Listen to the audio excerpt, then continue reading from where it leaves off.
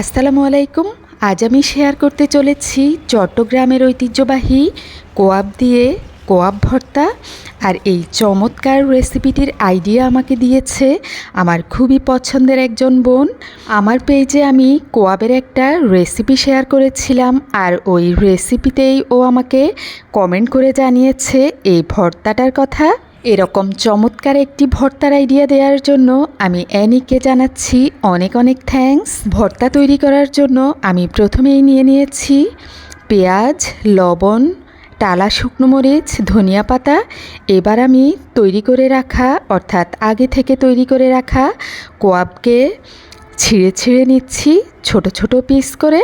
আমি রেসিপিটা ঈদের পরপরই তৈরি করেছিলাম, আর কোয়াবগুলো এখনও আছে, মাঝে মধ্যে গরম করে নিতে হয়।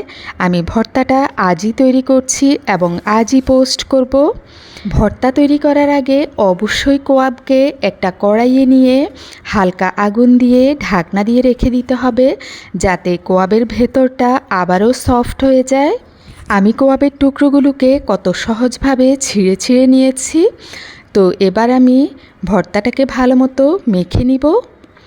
প্রথমেই পেঁয়াজের সাথে লবণ, মরিচ, ধনিয়া পাতা এবং তেল দিয়ে ভালো মতো মেখে নিচ্ছি।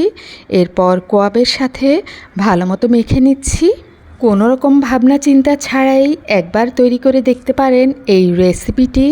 সত্যি এটা খেতে ছিল অনেক বেশি টেস্টি। রান্না নিয়ে যেহেতু আমি নিজেই অনেক ধরনের এক্সপেরিমেন্ট করতে খুবই পছন্দ করি, তো আমি যাদের কাছ থেকেই নতুন ধরনের কোনো আইডিয়া পাই আমি কিন্তু অবশ্যই ট্রাই করে দেখি। আর এই রেসিপিটা সত্যি অনেক বেশি ভালো হয়েছিল, তাই আপনাদের সাথে শেয়ার করছি। সবাই ভালো থাকবেন। আল্লাহ হাফেজ।